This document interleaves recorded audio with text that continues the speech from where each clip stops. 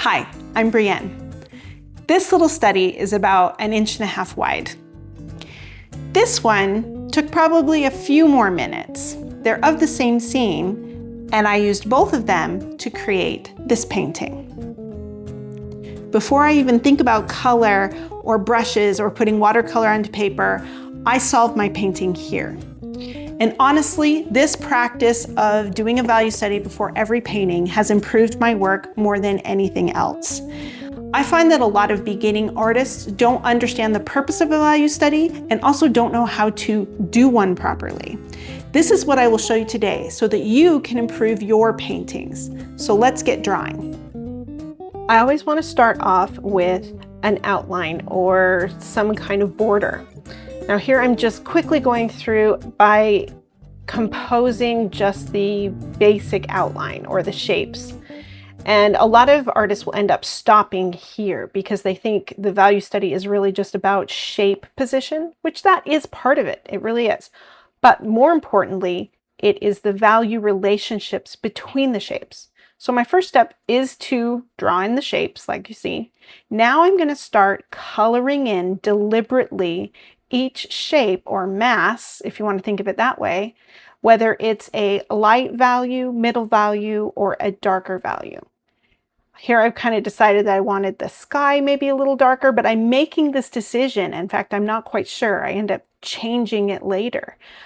But this is why a value study helps, because I can make these decisions now before I get into the painting process, which in watercolor especially, we can only have so much control over changing it, right? So here I'm just thinking about, okay, one shape adjacent to another shape. Is it darker, lighter?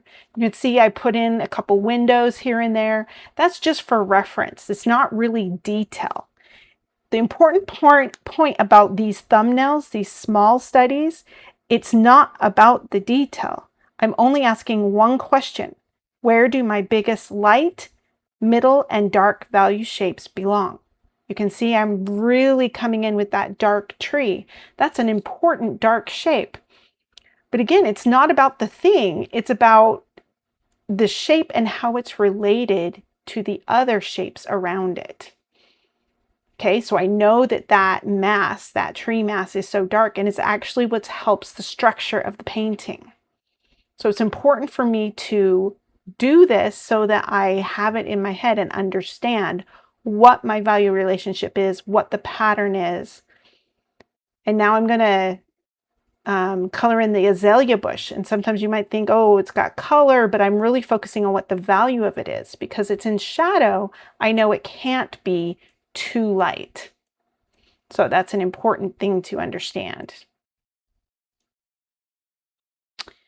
I know that value studies don't seem very exciting. Most artists want to jump straight into color. I totally get it. I do too.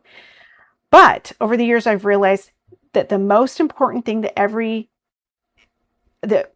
should say almost every painting's problem can come back to weak composition, muddy color, flat paintings that feel flat. And usually that all gets traced back to poor value structure. So by taking the time to do these value studies, you're helping yourself decide what that value structure is. Okay, so this little thumbnail has taken me less than 10 minutes, took me about 7. And I was making decisions. I decided to lighten that sky, as you see, but I could make that decision in this stage. That way I am more prepared for when I get to the painting process. And again, not about details, but about the value structure. Now I'm going to start this second larger value study. Really, all you need is a thumbnail. A lot of times when I'm plein air painting, I just do a thumbnail. But sometimes I'll do a slightly larger value study, as you see here. This is still going to be a value study and still going to be quick and deliberate. Those are the two main things that are important about value studies. Okay? Quick meaning they shouldn't take more than 10 minutes, maybe 15 top if you're making more decisions or maybe it's a more complicated scene. But if it starts to take you longer than that, then you're really getting into drawing, you're getting into too much detail, and it shouldn't be about the detail. It should be about the composition, could be about the shapes, and it should be about the value relationships, okay? Now, here I'm doing the same thing. I quickly drew in the outline of the shapes, but I'm taking more time to think about where I want to position them because I have a little more room, right? So with a larger value study, I'm allowed to do this. In fact, one thing I decide is to have a fence on the left-hand side of the tree. I decided that shape could add to the design. Okay, and so when I'm designing things like this, I'm thinking, you know, there's a fence there. It's a chain link fence in the photo, but instead what I could do is a white picket fence. And what that would just do is, if I have some of that white here, it would kind of balance out some of the white that's on the building. But it's during that this value study stage that I can make those decisions. So here I am coloring in, again, filling in, I should say, the shapes, and those darker shapes are going to help the lighter shapes up front to actually be seen. And this is why the relationship between the different shapes is so important.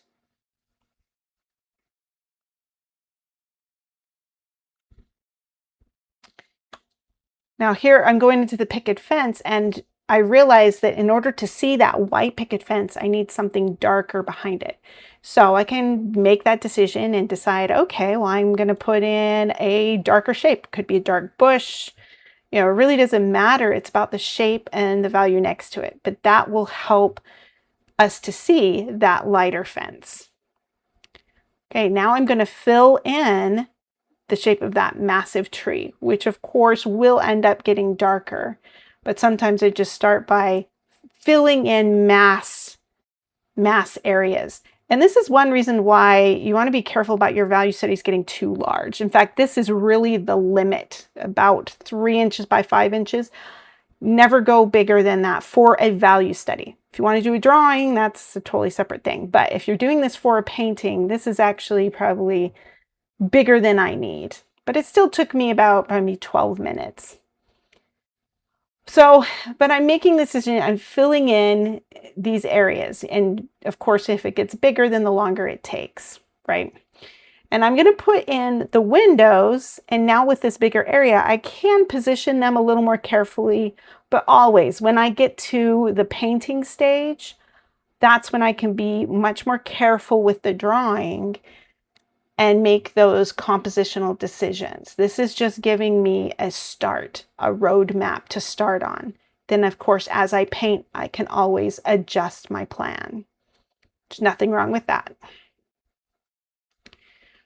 One thing I noticed as I was doing this value study, that even though the dappled light is over on that side of the building, I didn't like it. I wanted more, you know, white building. So again, this is where the value study can help me to see where those values are. How do they relate to each other? What shapes do I like? What shapes need adjustments? Okay, if I tried to do that on the fly or in the painting, then I might be disappointed if I'd painted it and hadn't thought it through. Okay, now I'm going to go in and darken that tree shape. If you're wondering, my pencil isn't anything too special. It's a mechanical 2B pencil. It's 0.7 millimeter, but it is 2B. So it is nice and soft, and I find that it does what I need, or it gets as dark as I need to.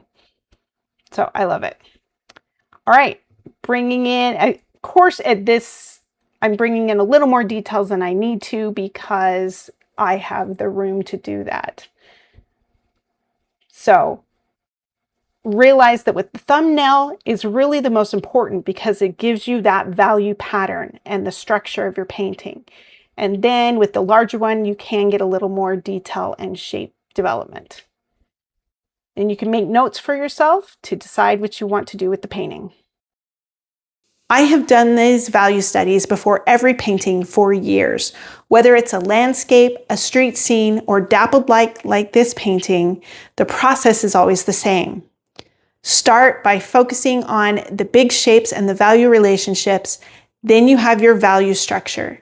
Then you can paint with what colors you want, and your painting will work out because you know the structure is sound. People often think that a value study this small couldn't really matter. Ironically, this is where the most important decisions happen.